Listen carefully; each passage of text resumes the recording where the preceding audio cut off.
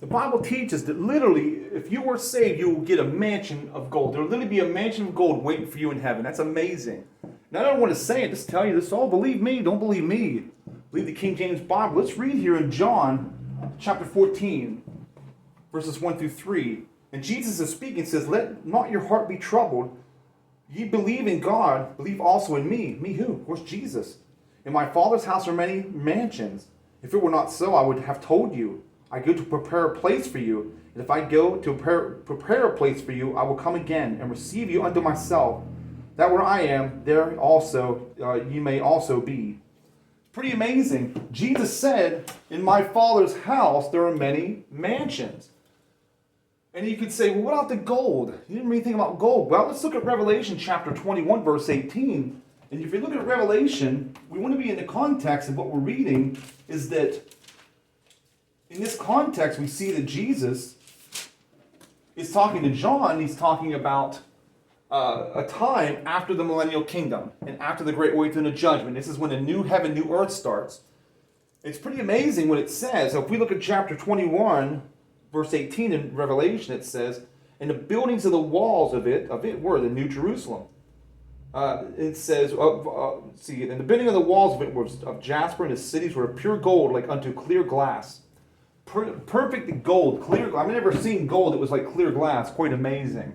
So we see there's mansions of gold for you in heaven. But my question now is, are you saved? Well, the only way you can be saved is if you trust what the gospel says. Because the gospel, 1 Corinthians 15, 1 through 4, teaches us that we have to have faith in the blood atonement. Now that blood that Jesus spilled upon the cross is making a blood atonement for our sins. Now how do we make a blood sacrifice for our sins? Well, able for us to do that, for us to have forgiveness of sins by that blood atonement, we have to have faith in that blood atonement, that faith washed our sins away.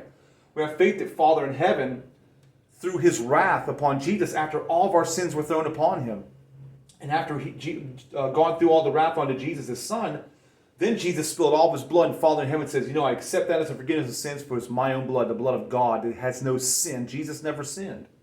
And when Jesus spilled all of his blood and he said, "It is finished," and on the cross he died, and for 3 days he was dead and buried. On the third day, Jesus Christ rose again, resurrected. We have faith in what he did.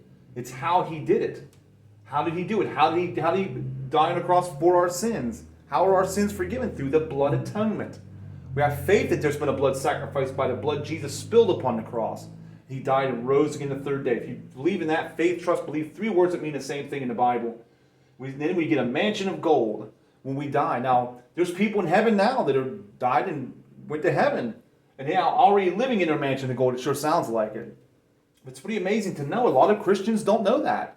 But the Bible's very clear on it. You will get a mansion. Jesus says, if we're not so, I would tell you. Like, no, that's not true. But he's like, yes, it's true. Because if it wasn't, I would tell you. But it was. It's quite amazing.